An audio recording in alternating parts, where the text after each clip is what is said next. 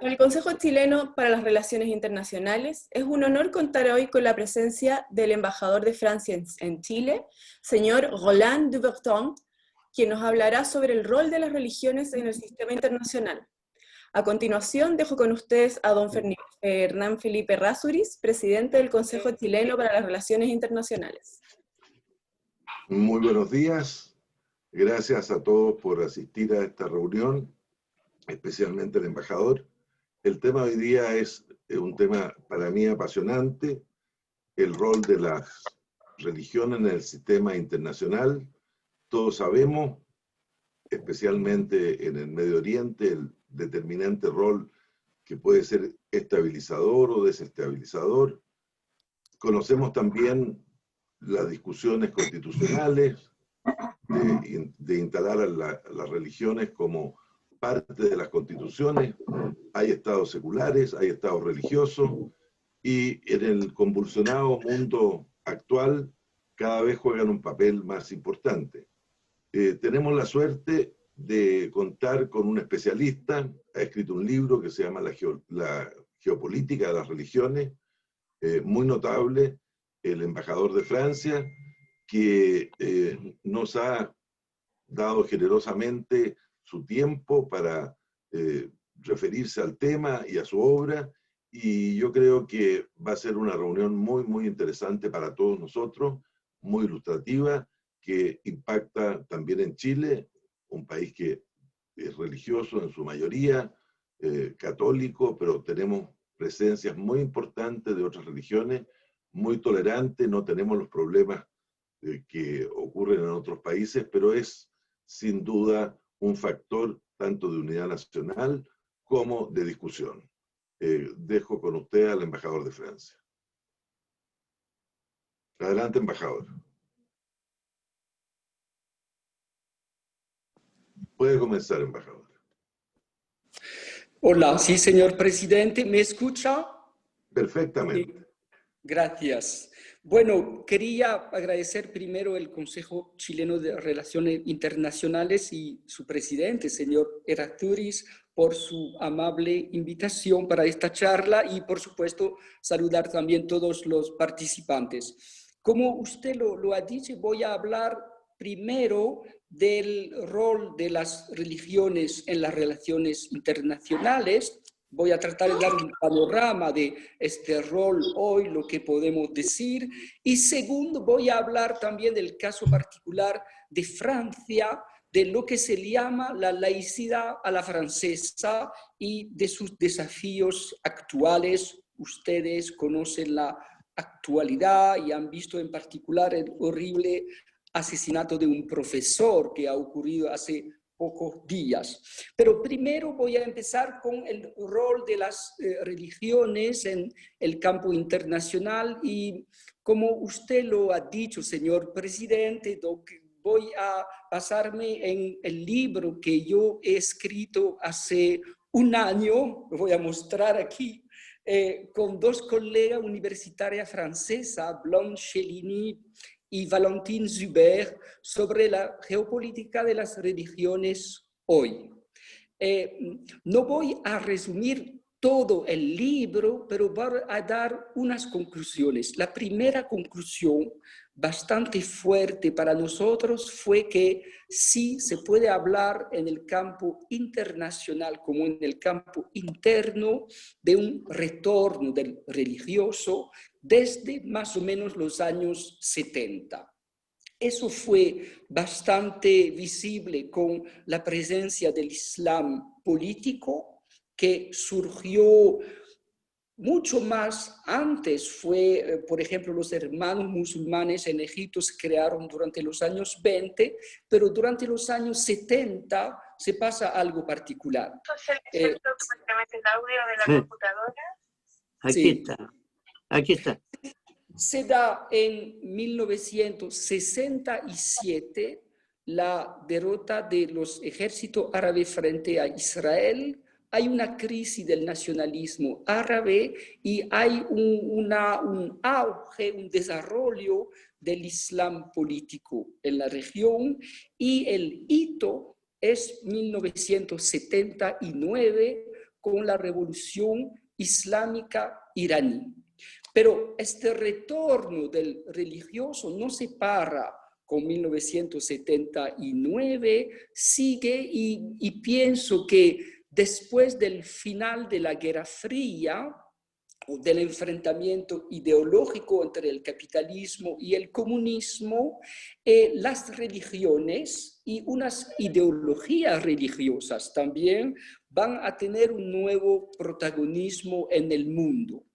Yo digo eso porque eso significa en particular en el campo universitario que hay que cambiar o modificar los análisis, porque los especialistas de la teoría internacional estaban más unos liberales, unos realistas que creían en el rol de los intereses de los estados para definir las relaciones internacionales. El modelo del Tratado de Westfalia, o de un juego westfaliano, eso existe siempre, por supuesto. Si hablamos de las relaciones internacionales hoy, hay que hablar de los intereses concretos de los estados, de los intereses nacionales, pero se pone más énfasis a partir del final de la Guerra Fría sobre el rol de las culturas, las ideologías y las religiones. ¿Por qué? También porque no es solamente un asunto del Islam político, he hablado de eso porque es lo más visible, lo más evidente, pero a partir de los años 70 hay un retorno del religioso, del factor religioso también en el resto del mundo. Hay un fenómeno de este tipo con el judaísmo, con el cristianismo, con las iglesias evangélicas, con el hinduismo político en India, etcétera, etcétera. Entonces es un fenómeno general, años 70, años 90. Quería ahora hacer como un poco un panorama de las grandes religiones y de su rol hoy en el mundo. Por eso hay un instituto en los Estados Unidos, que es el Pew Center, que trata de dar estadísticas sobre muchas cosas, pero en particular sobre las religiones, lo que no es fácil, ¿verdad? Pero tenemos cifra de 2010 del Pew Center. Es un poco, son 10 años, pero da un poco una aproximación de la fuerza, el número de fieles aproximado de las religiones en el mundo. Le voy a dar estas cifras. Hay que aumentar con el crecimiento demográfico de los 10 años pasados, eso, pero el Pew Center dice, por ejemplo, que en 2010 la primera religión mundial es el cristianismo con 2.200 millones de fieles en el mundo. Por supuesto, usted lo ha entendido, ya no se puede hablar de cifras muy precisas sobre la creencia, es una aproximación. Pero es interesante porque de los 2.200 millones de cristianos repartidos por todo el mundo, se ve primero que el cristianismo no solamente es la primera religión, pero es la religión que tiene la difusión geográfica más grande. ¿Y por qué eso? Porque, bueno, nació, por supuesto, en el cercano Oriente, con una expansión en Europa, el Mediterráneo, Europa, pero después con el fenómeno de la colonización con las potencias occidentales, en particular, se dio una extensión en todos los continentes. El catolicismo, la primera religión cristiana, con a la época 1.200 millones de creyentes y sus particularidades que ustedes conocen muy bien, que solamente voy a repetir que es la religión que tiene con una estructura vertical, un jefe que es el Papa, la más grande visibilidad y sin duda la más grande organización en el mundo hoy. Muy seguramente es una religión que sí se encuentra por todos los continentes, con una evolución. El catolicismo hoy es más y más una religión americana. ¿Por qué? Porque hay 50% de los católicos que viven en el continente americano, América Latina, por supuesto, pero también los Estados Unidos. 25% de los norteamericanos son católicos y un poco Canadá. Y es también más una religión del sur, porque durante mucho tiempo su base, por supuesto, todos sabemos que su centro es el Vaticano en Roma, por mucho tiempo fue el catolicismo dominado por el peso de Europa. Es menos el caso hoy, porque hay un proceso de cristianización en Europa, notamente en Francia, y entonces hay un desarrollo más grande de la Iglesia Católica hoy en los países del sur.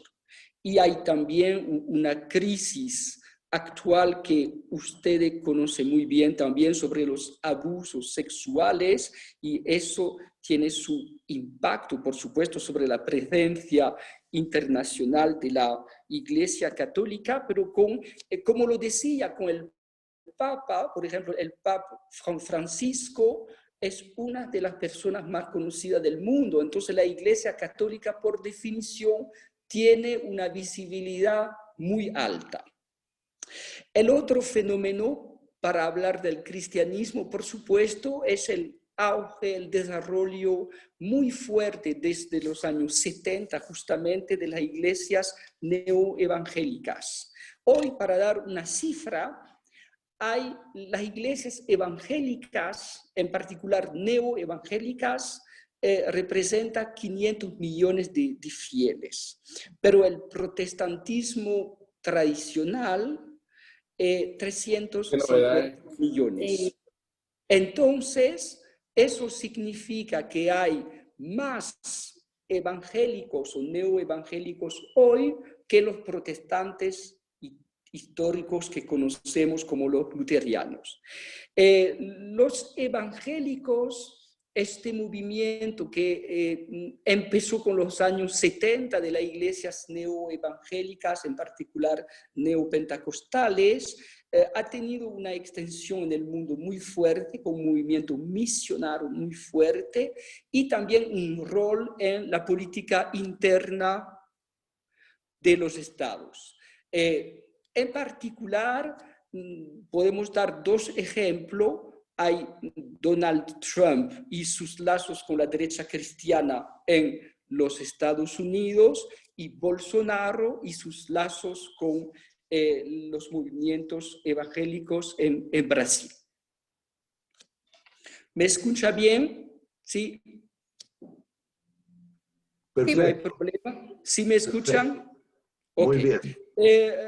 Y no hay que olvidar tampoco las iglesias ortodoxas, con 200 millones de fieles en Europa del Este, con su problemática muy particular, porque han conocido unos tiempos muy difíciles con los regímenes comunistas, y ahora tiene un despertar también después del final de la Guerra Fría en sus países, pero en muchos casos con una tradición de un lazo profundo con el Estado. Por ejemplo, en Rusia es bastante evidente.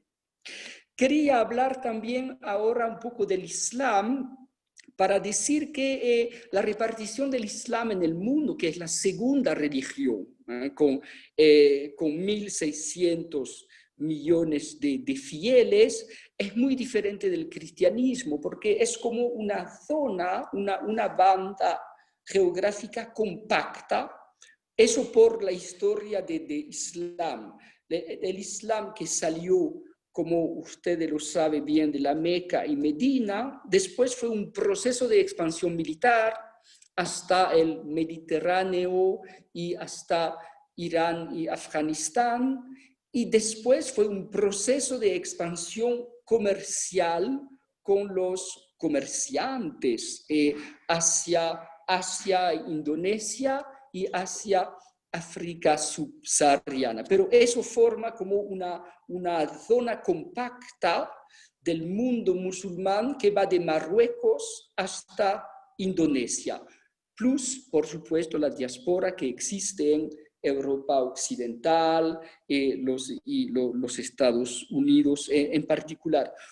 Es un mundo muy complejo, muy trastornado, lo hemos visto con la situación geopolítica del Medio Oriente en particular, donde hay como 1.400 millones de sunitas, que es realmente la rama muy mayoritaria, 200 millones de chiitas, sobre todo en Irán y en Irak, y la minoría ibadita en Omán, pero es de 1 millón de ibaditas, lo que es muy poco. Es un mundo dividido, y en particular dividido entre los moderados, que normalmente más un islam tradicional, que es un poco el islam de siempre, vamos a decir, y por el otro lado, los fundamentalistas, donde hay los hermanos musulmanes y los salafistas en particular, y hay una pelea muy grande entre los dos corrientes al nivel del mundo islámico. Hay que notar una cosa, es que los islamistas políticos no han tomado el poder hasta ahora de una forma perenne, sostenible en los países del mundo islámico, excepto Irán. Y durante un tiempo Sudán, pero ya no es el caso. En Egipto fue una experiencia muy breve. Entonces hay un movimiento político y social islamista muy fuerte en todas las sociedades, todas las naciones, pero no han logrado tomar el poder hasta ahora, excepto en Irán. Y por supuesto, quizás vamos a hablar de eso después, hay también los movimientos violentos, que son los movimientos yihadistas con Al-Qaeda y Daesh, que han creado un fenómeno que es el terrorismo extremo. El terrorismo es sobre crear un sentimiento de terror, pero con Al-Qaeda y el atentado en contra de los Estados Unidos, de Nueva York, y después con Daesh, es como una escalación en el terror con un islam radical que jamás había existido con esta forma en la historia del mundo musulmán. No voy a hablar mucho de las otras religiones, pero hay que notar algo, es que el hinduismo es 1.000 millones de fieles, es la tercera religión en el mundo hoy, sobre todo focalizado en India, es decir, que el hinduismo muy vinculado con la civilización india. Hay también diáspora, una influencia en Occidente, pero es una religión básicamente totalmente vinculada con India como país. Y hay el budismo, 500 millones de fieles. Nació el budismo en India, pero se desarrolló en Asia del Este, fuera de India, y en Occidente, con una influencia también en Occidente bastante importante en realidad.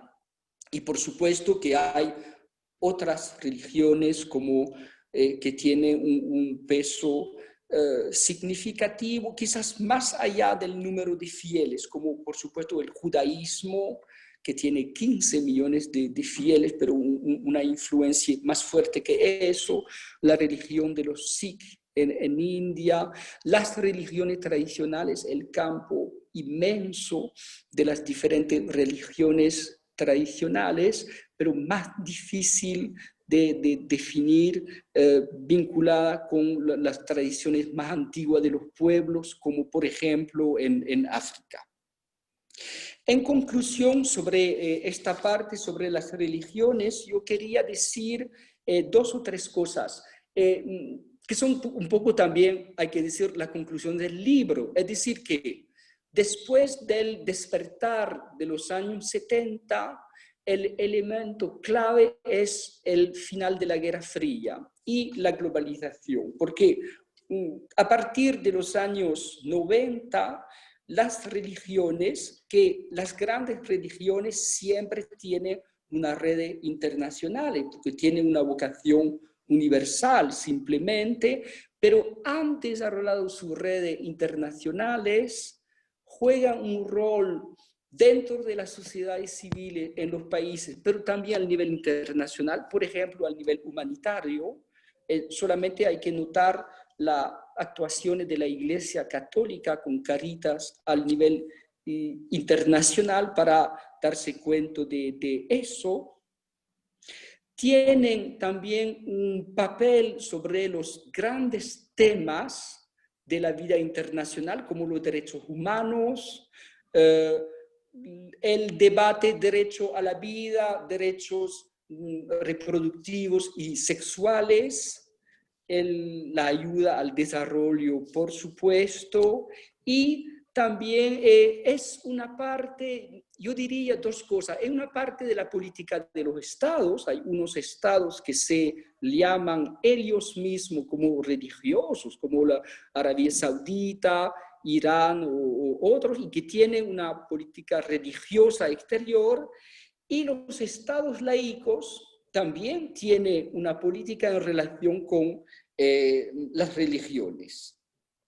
Y por fin hay un tema muy delicado, pero importante, que es el tema de las religiones, la paz y la violencia. Y para mí eso demuestra el doble aspecto del impacto de las religiones en el campo internacional. Primero, las religiones participan en los procesos de violencia, en el sentido que se ha notado que después de la Guerra Fría hay más de 60% de los conflictos internos, porque son sobre todo conflictos internos, donde hay razones, motivos religiosos, tipo la guerra del Líbano, pero hoy, si vamos a ver lo que pasa entre Armenia y Azerbaiyán, hay un aspecto religioso dentro de eso, pero no es el solo aspecto. Muchas veces cuando hay un fenómeno de un conflicto externo a veces, pero muchas veces interno, hay un aspecto comunitario y hay un trasfondo religioso en el aspecto comunitario.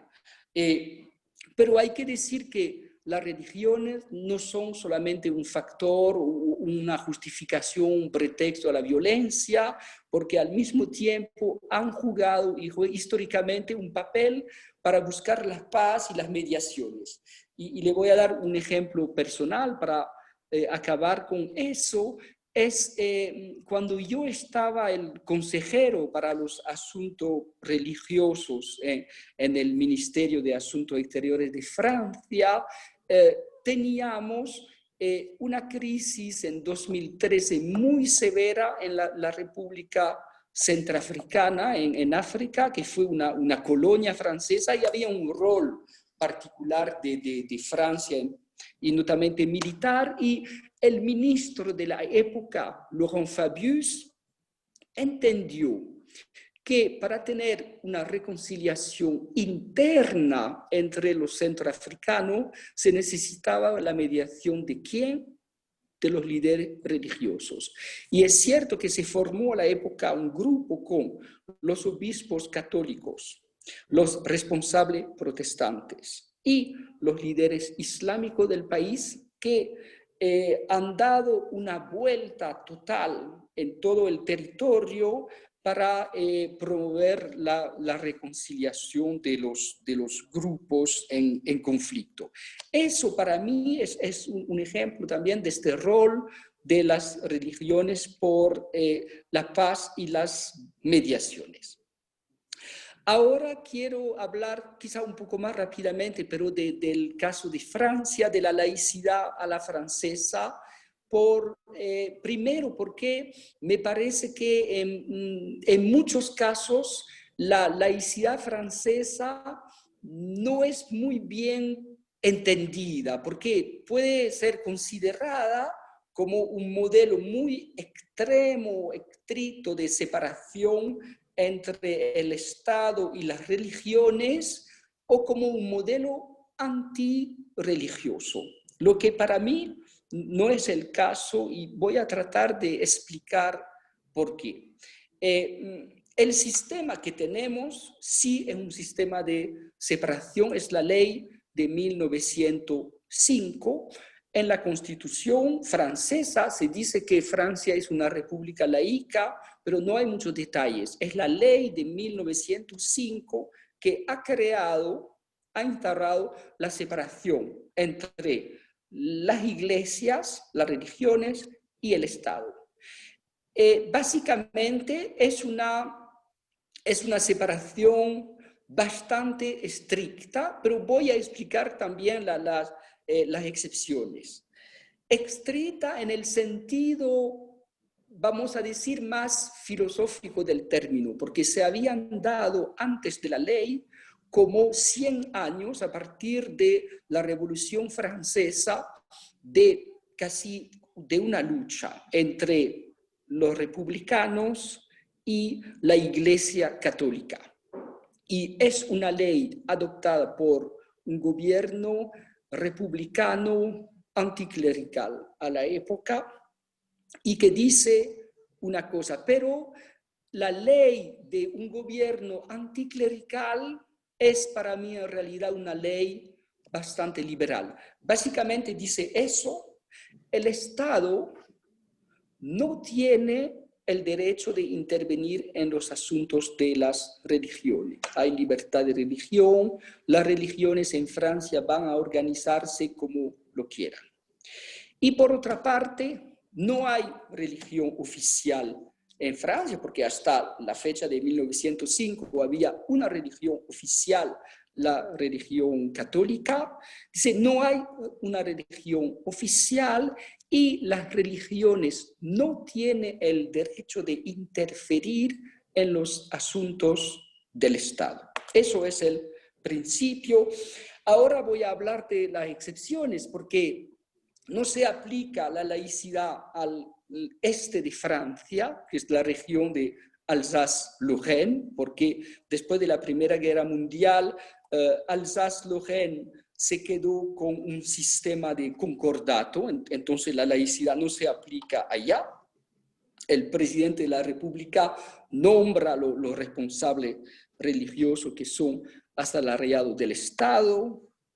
Hay también unas excepciones con las regiones y territorios de ultramar por razones históricas. Se puede tener dentro de ellos un papel más oficial, en particular de la Iglesia Católica.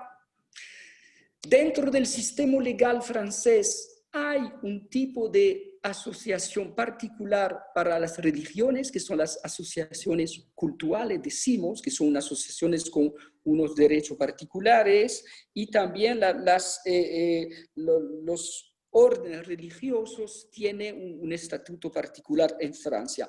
Y por fin hay un diálogo regular, y yo fui el testigo de eso, entre las grandes religiones y el Estado. Hay un diálogo con la Iglesia Católica, hay un diálogo con los responsables islámicos, etc.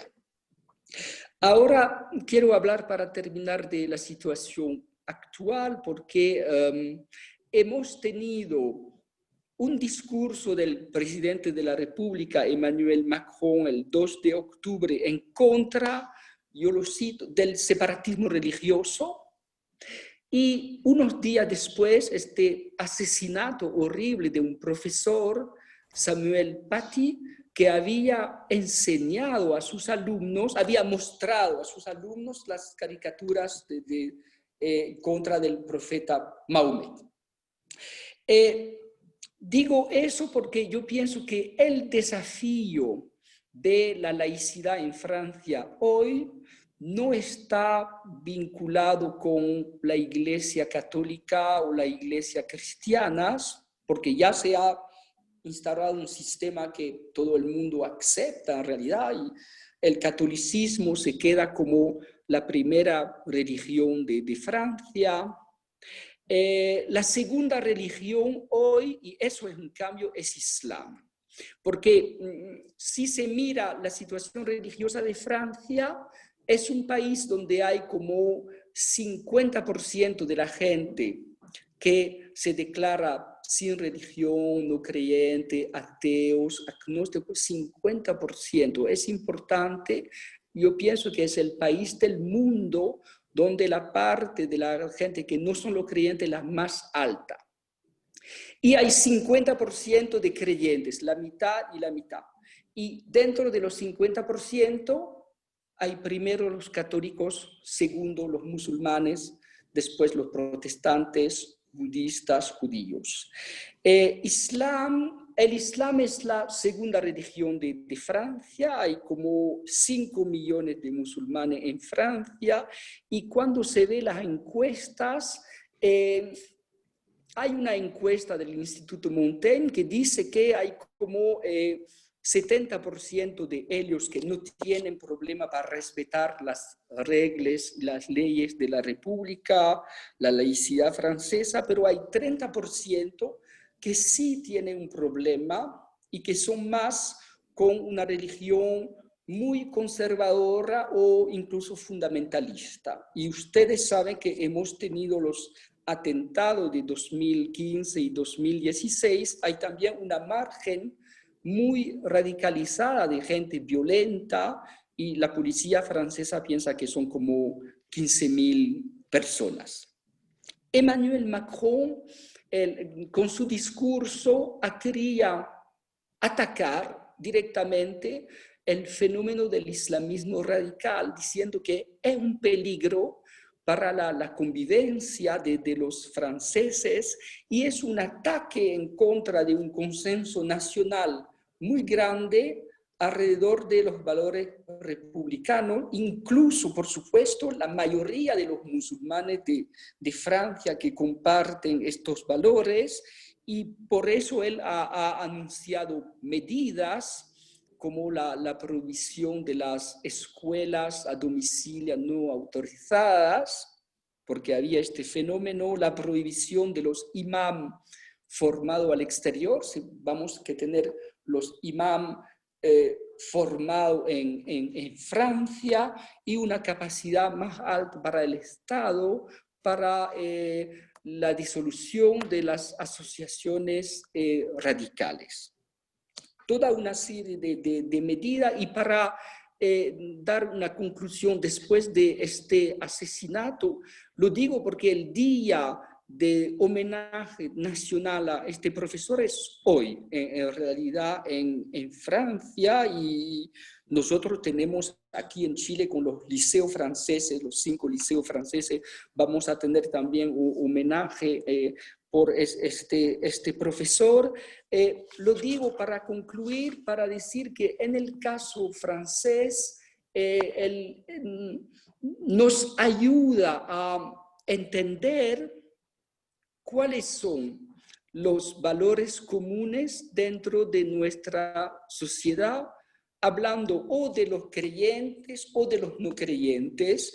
Y yo pienso realmente que el fundamento en el caso de Francia, heredado por supuesto de la Revolución Francesa, que fue el momento fundador de la historia moderna de Francia, es la noción de libertad, ¿verdad? Por supuesto, el lema es libertad, igualdad, fraternidad, pero yo pienso que la libertad de conciencia, la libertad de religión, la libertad de expresión forma una base del consenso nacional de Francia. Y para terminar, yo diría eso, hoy este tema de la libertad de religión y de la libertad de expresión en el mundo va a tener aún más relevancia porque son nociones que son también atacadas. Muchas gracias. Gracias a ustedes.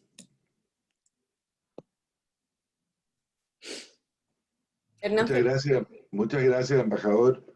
Realmente muy interesante y muy agradecido de haber compartido su conocimiento y su experiencia, especialmente diplomática en el norte de África, también en Libia, en Irán y también en América, y sus conocimientos como asesor y su asesoría al Ministerio de Relaciones Exteriores de Francia.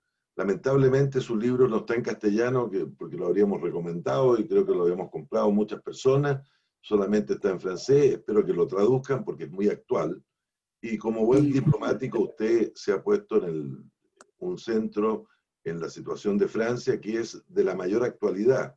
Hoy día todo el mundo está mirando cómo se manejan las relaciones con los musulmanes en Francia y el enorme impacto que ha tenido esa comunidad, como usted bien ha dicho, en un país que es el mayor en el mundo, con menor cantidad o proporción de gente perteneciente a religiones, pero con una creciente influencia por las migraciones y por la participación en la sociedad civil de los musulmanes. Muchas gracias, embajador. Ahora tenemos una oportunidad también para que dirigentes de otras religiones, de distintas religiones, tengan la oportunidad de preguntarle a usted y compartir sus inquietudes.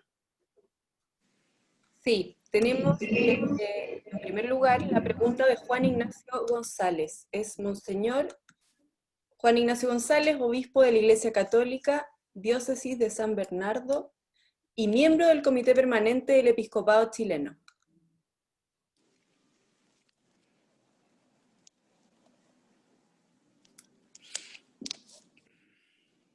Monseñor, tiene que reaccionar. Sí, ahí sí.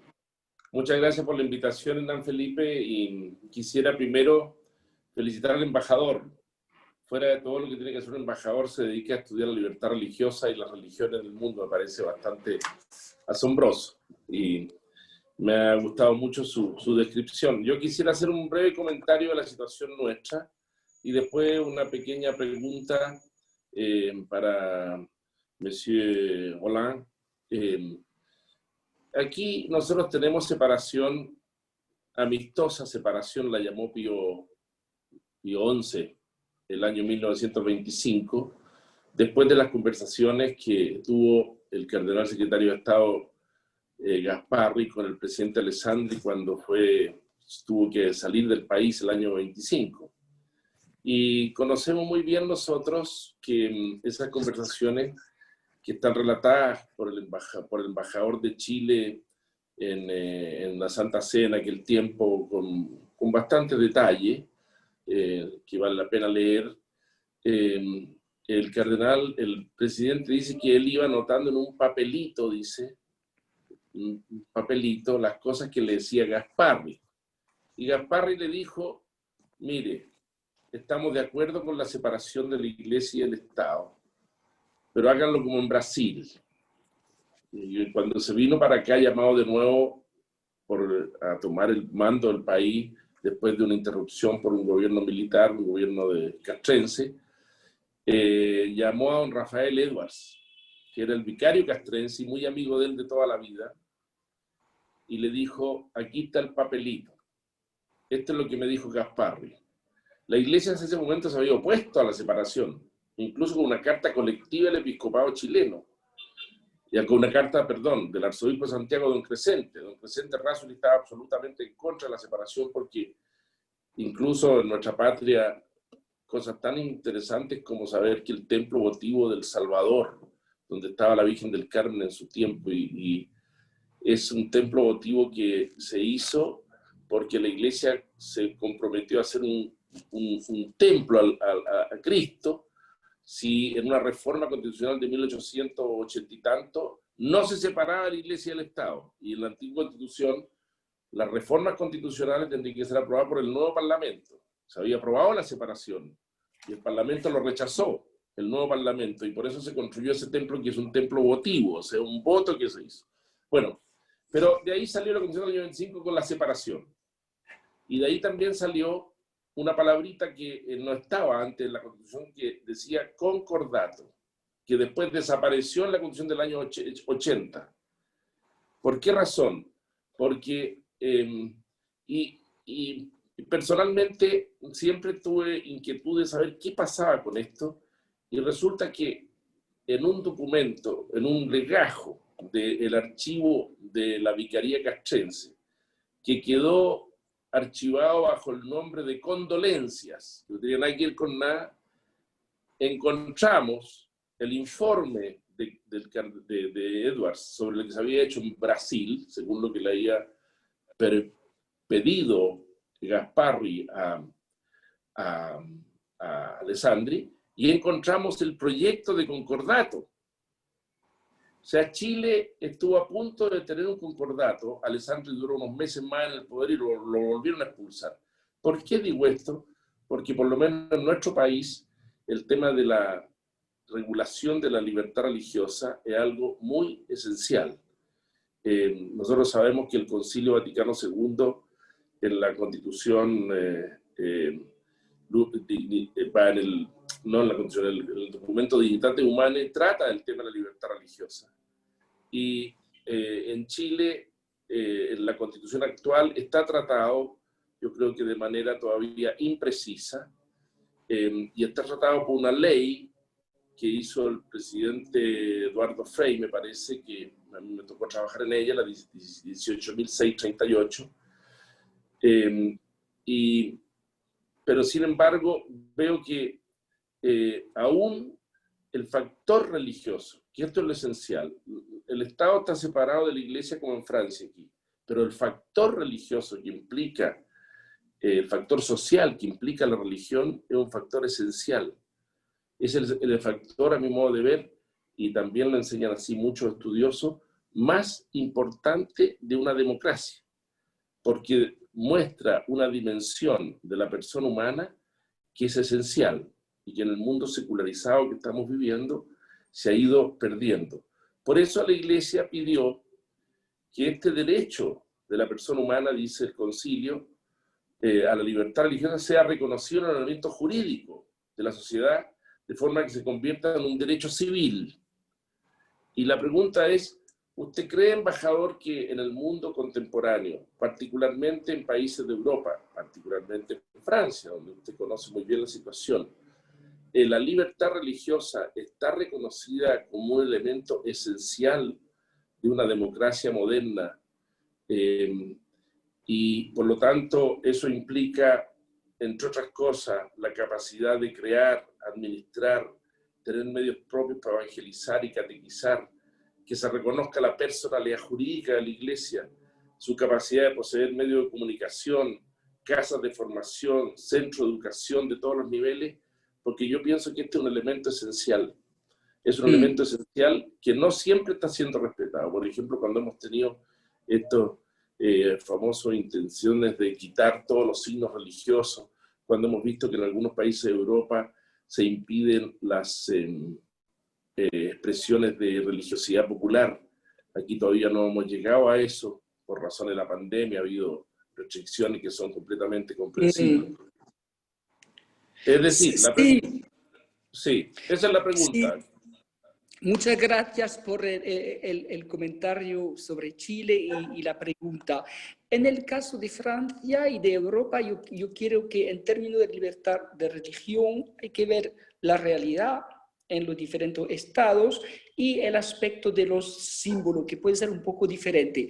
En Europa se reconoce que hay un respeto de la libertad de religión porque son sociedades democráticas y no se puede concebir una falta de respeto a la libertad de conciencia y de religión en una sociedad realmente democrática. En el caso de Francia, cuando se adoptó la ley de separación en 1905, se ha dado a la época una grave crisis entre la República Francesa y el Vaticano y una ruptura de las relaciones diplomáticas. Pero se reanudaron las relaciones diplomáticas en 1920-24 con una negociación justamente sobre eso, es decir, para aplicar los derechos de la Iglesia Católica y de la libertad de religión por los católicos en el contexto francés. La solución francesa fue que se aplican todos los derechos, lo que es financiamiento, excepción de impuestos, posibilidad de tener edificios, organizaciones, etcétera, se aplica dentro de un marco legal que se llama la asociación cultural. No sé si se puede decir en español cultural, pero es Sí, sí. asociación de culto. ¿Se puede decir? Ok. Entonces Sí, se tenemos puede. asociaciones culturales, pero no es una asociación única al nivel nacional. La Iglesia de Francia, que tiene su existencia como conferencia episcopal y todo, pero al nivel jurídico no hay una asociación cultural que se llama la Iglesia Católica. Hay las asociaciones culturales en el terreno y es toda la adición de estas asociaciones que forma un poco la organización de la Iglesia Católica. Así eso fue decidido porque el gobierno francés quería aplicar este marco de la asociación cultural a todas las religiones y entonces se hizo así, pero eso significa, por supuesto, que hay las manifestaciones exteriores, las posibilidades de las exenciones de impuestos, hay todo este marco que es un marco, vamos a decir, privilegiado porque reconocer la libertad de religión significa también que las religiones tienen que tener los medios para funcionar. En el caso de Francia, hay una diferencia no realmente sobre el aspecto jurídico, de organización, de todo eso, pero más sobre los símbolos. ¿Por qué? Porque hay dos corrientes en Francia. Hay la gente que dice, vamos a aplicar la ley de 1905 en términos totalmente estrictos, es decir, que el Estado totalmente neutro en materia de religión, no se tiene que tener un Te Deum, por ejemplo, como existe aquí en Chile, este tipo de cosas, lo que tampoco corresponde a la realidad, porque cuando murió el presidente Mitterrand, se ha dado que un Te Deum en la Catedral Notre-Dame de París muy importante. Eso es del Estado, pero en lo del Estado es cierto que yo pienso que francamente que los responsables políticos y la gran mayoría de los franceses quieren limitar las relaciones, los vínculos concretos con una religión en particular. Hay esta idea del Estado, los funcionarios neutro, no tiene que expresar su religión, no se tiene que dar como una relación un poco simbiótica entre el Estado y una religión. Y ahora, eso es por una parte, sobre el Estado, pero hay otro aspecto en Francia que es sobre la sociedad. Porque normalmente la sociedad, por supuesto, es el lugar donde hay la libertad de religión, los creyentes pueden actuar, se puede vestir como quieran, hay toda una serie de libertad, ¿no?, de expresión religiosa. Y hay que decirlo, yo pienso francamente, por temor del Islam radical, hoy hay gente que dice no, se tiene también que tener cierta neutralidad en el espacio común. Lo que en el caso, para terminar, en el caso de Francia, eso ha significado dos cosas. La ley sobre el velo islámico en las escuelas públicas, eso estaba una cosa del Estado. Y el Estado en sus escuelas públicas puede perfectamente prohibir los signos religiosos. Pero se ha adoptado una segunda ley para prohibir el velo completo en las calles. Y eso, las calles, es el espacio común, pero no es el Estado. Pero el Estado ha tenido que argumentar por razones de orden público y de seguridad pública. ¿Por qué? Y yo pienso que es un concepto fundamental en Francia y en Europa. Podemos tener un Estado neutro, laico y neutro, es lo que esperamos del Estado, pero la sociedad no es neutra.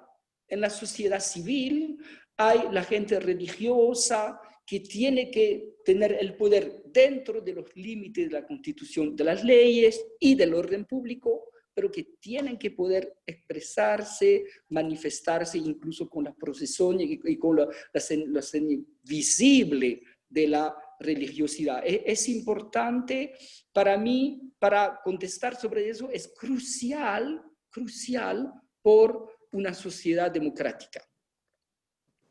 Una pequeña observación que puede servir Sí. de anécdota. Aquí atrás mío está don Juan Ignacio González Izaguirre, en ese cuadro que está aquí detrás mío, cuyo nombre me pusieron a mí también. Sí. Don Juan Ignacio fue arzobispo de Santiago entre el año 1908 y 1918. Cuando fue nombrado arzobispo, lo llamó, como era la costumbre y sigue siendo la costumbre en nuestra patria y en muchas partes, el presidente de la República para saludarse mutuamente, y era don Pedro Mon. Don Pedro Mon era del Partido Nacional, un católico, no sé con cuánta adhesión a fondo, así, pero un hombre muy bueno, y le dijo: oiga, don Juan Ignacio, pídame usted lo que quiera y yo se lo voy a dar. Y don Juan Ignacio le dijo simplemente esto: mire, presidente, yo le pido que los profesores de religión de las escuelas en Chile tengan la venia de la autoridad de la Iglesia.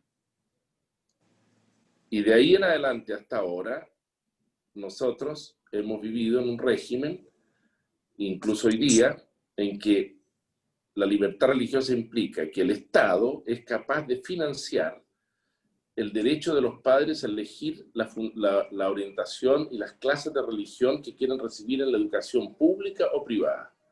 Y en este momento, y esto se los cuento, seguramente algunos lo saben, estamos en un caso ante la Corte Interamericana de Derechos Humanos, porque en esta diócesis hace 10 años atrás, una profesora de religión que había recibido su título en el Instituto de Santiago y que hacía clase aquí en un liceo estatal, declaró abiertamente su lesbianismo y empezó a vivir con otra persona, cosa en la cual yo no me meto, pero lógicamente que se produjo una cierta incompatibilidad entre la idoneidad que representa, que tiene de un profesor de religión católica y la forma de vida de esta persona, más allá de la opinión que cada uno tenga. Y la cosa fue a parar a los tribunales y la Corte de Apelaciones de Santiago, de San Miguel, confirmó el derecho de la Iglesia de quitarle el permiso para hacer clase, y la Corte Suprema, todos por unanimidad, en 5 votos a 0, también lo confirmó. Y entonces en este momento está el Estado de Chile acusado de discriminación porque hay una norma que permite, qué cosa interesante, permite a la autoridad religiosa de todas las entidades, no solamente la Iglesia, de todas las, incluso de todas las confesiones religiosas, decir quién es idóneo y quién no es idóneo para transmitir y hacer clase de religión en la escuela. Es un caso muy interesante porque está poniendo en tela de juicio las consecuencias de la libertad religiosa. Una de ellas es esta: los padres de familia tienen derecho a que sus hijos sean educados en la educación pública o privada conforme a la religión que ellos tienen. Y el colegio, ya sea estatal, municipal o el colegio particular, tiene que contratar un profesor de religión. Y ese profesor de religión pasa su idoneidad no solamente por los conocimientos académicos, sino también por una evaluación que hace la autoridad religiosa de la confesión respectiva. Muchas gracias. Gracias, embajador. Gracias. Muchas gracias, monseñor y embajador. La siguiente pregunta la realizará el señor Eduardo Vaengortín, rabino de la comunidad israelita de Santiago.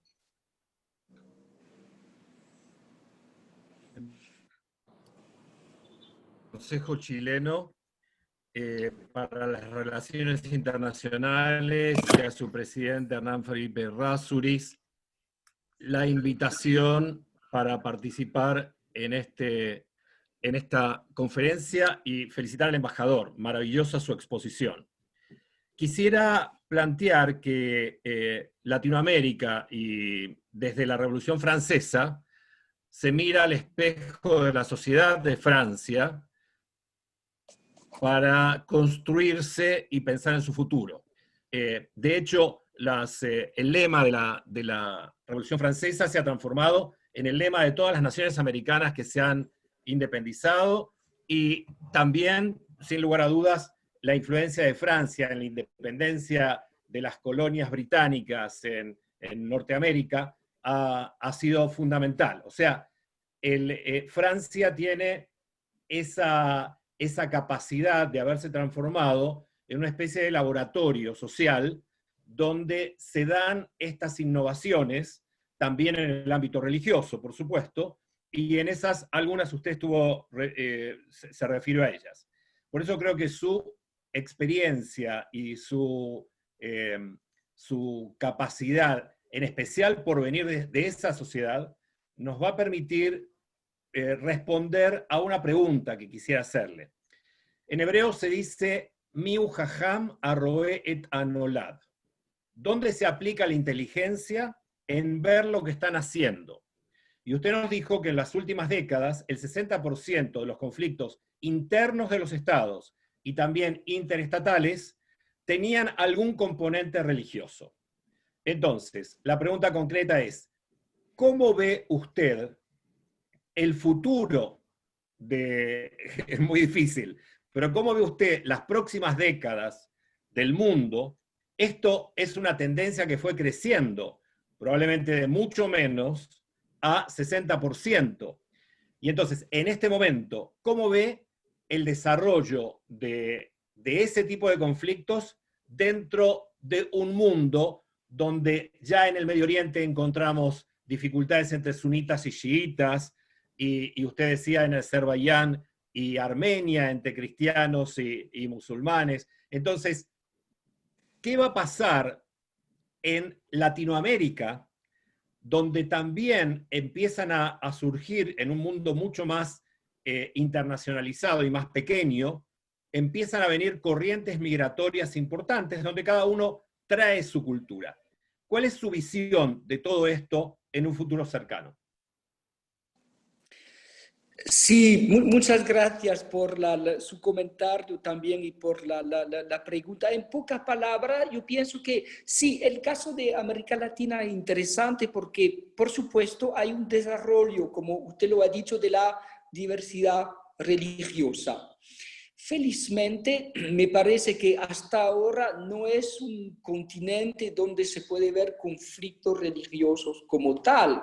Se estudia mucho más la influencia de las religiones sobre los procesos políticos internos, sobre las evoluciones sociales, eso sí, pero por el momento no vemos algo como un conflicto religioso o de comunidades religiosas que se enfrentan entre sí. Lo que sí existe en otras partes del mundo, como por ejemplo Medio Oriente, África, Asia, otras regiones. Yo pienso, por el futuro es difícil contestar realmente porque tenemos, yo pienso, dos posibilidades.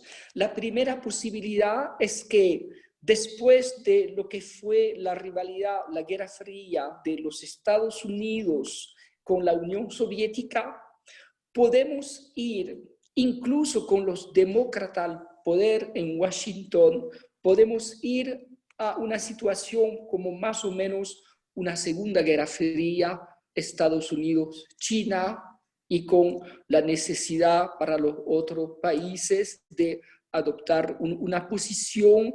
Y no pienso que vamos a repetir la Guerra Fría que hemos conocido, que el aspecto ideológico va a ser menos fuerte, en realidad, pero podemos tener una organización del mundo, una estructuración más vinculada con eso. Y la segunda posibilidad es que podemos tener eso, pero al mismo tiempo lo que yo llamo el factor local, que es el factor local de los grupos de base en un conflicto, donde hay comunidades que van a tener intereses diferentes, que van a chocar y que van a dar razones, motivos religiosos por esta pelea, que puede tener que ver con realmente otra cosa, como el territorio, el recurso, mañana puede ser el cambio climático, los refugiados, hay muchas posibilidades de destabilización, pero hay el peligro, siempre hay el peligro de transformar estos elementos dando unas justificaciones religiosas. Y cuando se da una justificación religiosa, peor, por supuesto, porque entramos en el mundo de lo que es existencial, metafísico, es más difícil de encontrar compromiso, etc. Entonces sí, hay, yo pienso, un peligro real de eso para las décadas que vienen.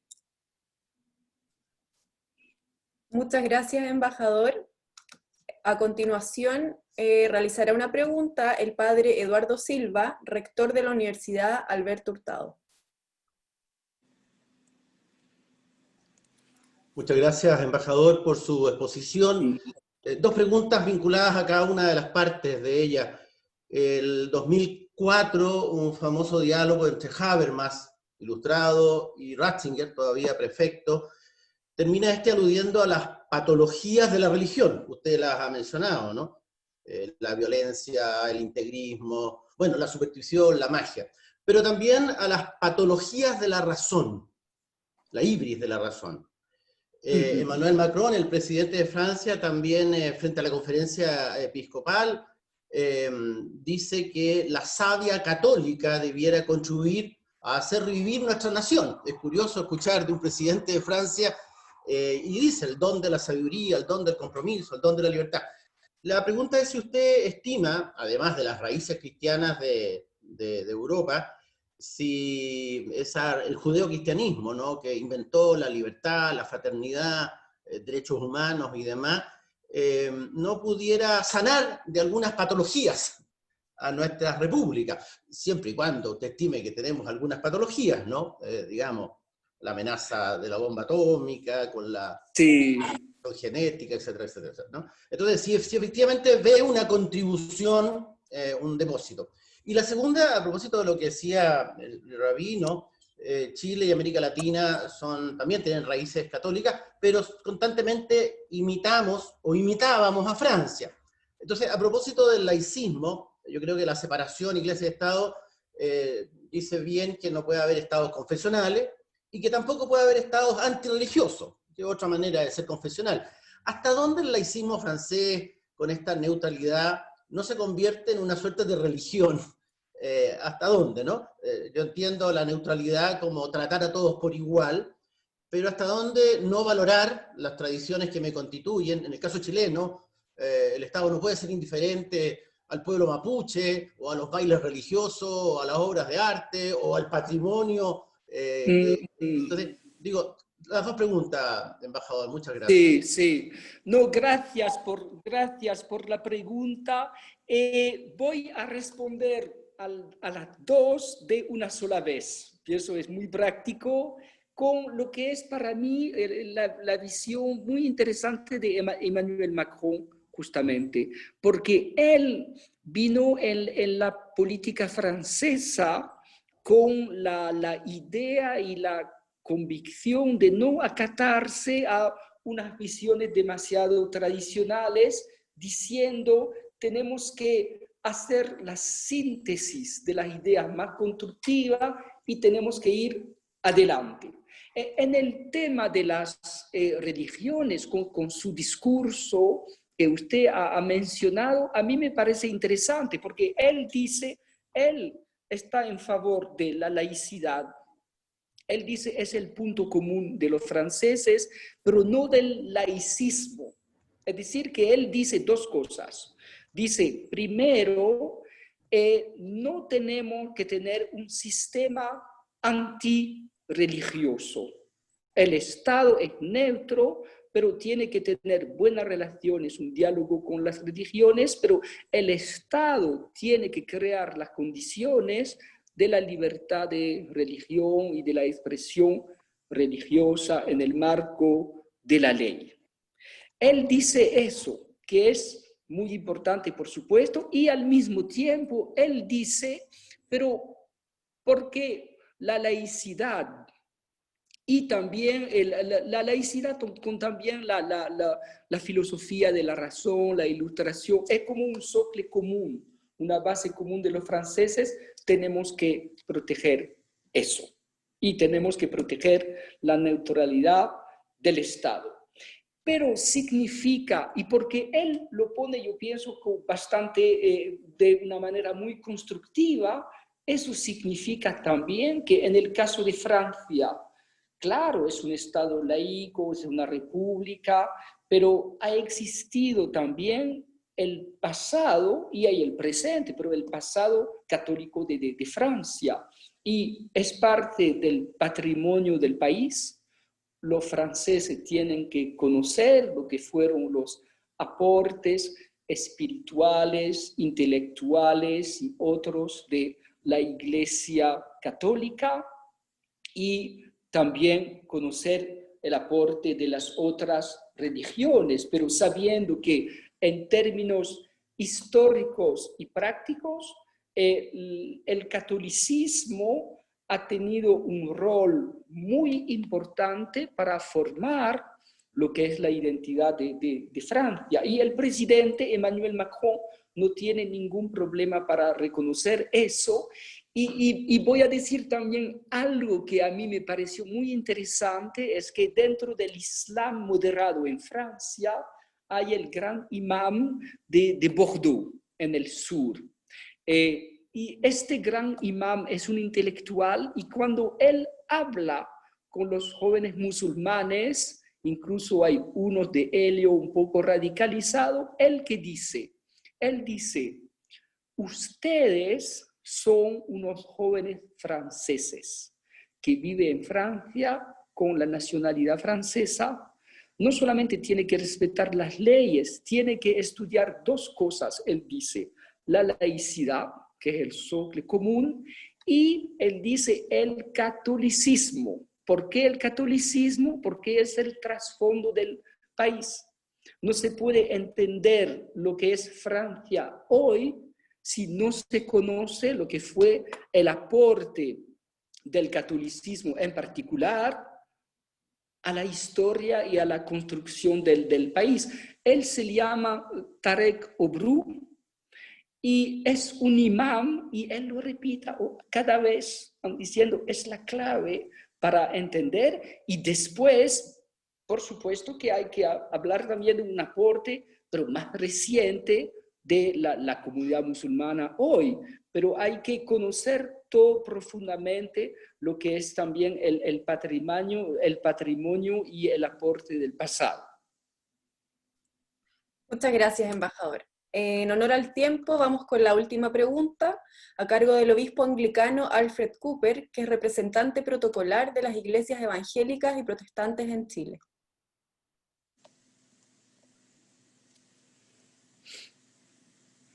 Tiene que reactivar su audio, por favor.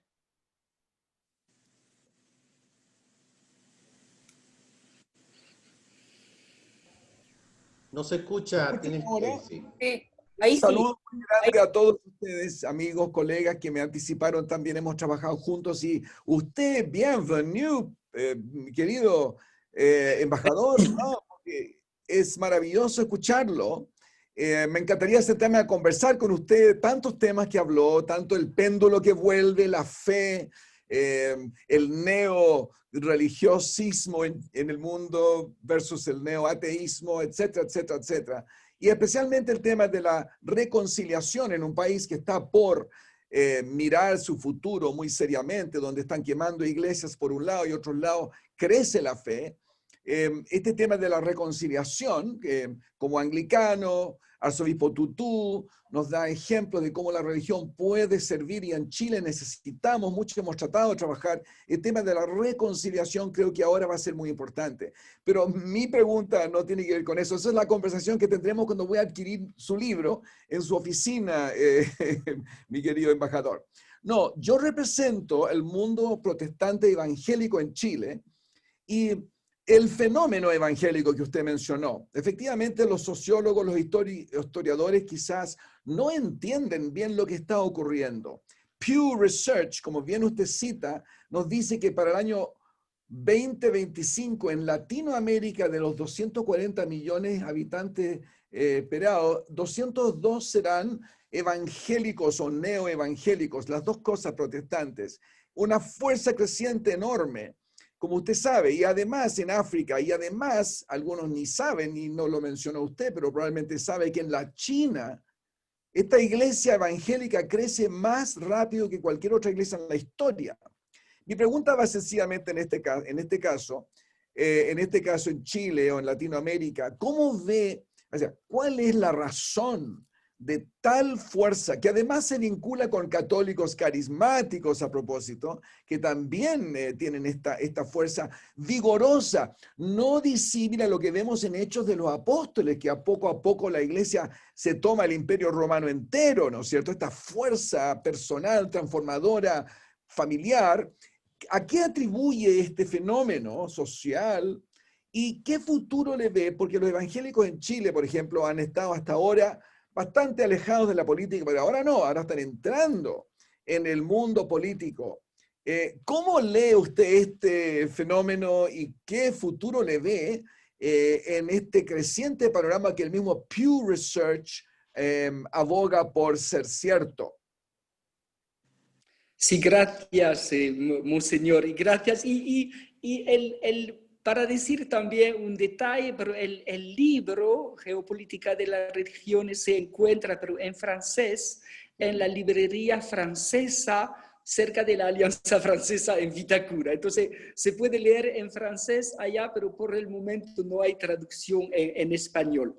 Sobre los evangélicos, quizás voy a responder a eso dando un poco el ejemplo francés, ¿verdad? Porque tenemos también un desarrollo muy fuerte de los evangélicos en Francia y usted tiene razón, en el caso de América Latina es evidente, por ejemplo, en Brasil, América Central, pero en otra parte que hay este desarrollo impresionante de las iglesias evangélicas. En el caso francés tenemos más o menos 1 millón de protestantes en el país, ¿ya? Y durante mucho tiempo para nosotros, ¿qué significaba ser protestante? Formar parte de la Federación Protestante de Francia con las iglesias tradicionales. Y conocíamos, por supuesto, los luterianos y los reformados, que se han unido en el caso francés, muy presente en particular en el este. Bueno, desde los años 70, como lo decía, pero más los años 90, se han creado las nuevas iglesias evangélicas más antiguas, metodistas, pero las nuevas también, como las iglesias neopentecostales. Yo veo que han tenido en Francia un éxito muy fuerte con las poblaciones de migrantes, los extranjeros, en particular los chinos, como usted lo ha dicho, y en las poblaciones de ultramar, en las regiones y en los territorios de ultramar. A mi parecer, lo que yo he podido ver es que cuando se pregunta a la gente por qué van en estas nuevas iglesias y la gente responde, hay algo sobre la teología de la prosperidad.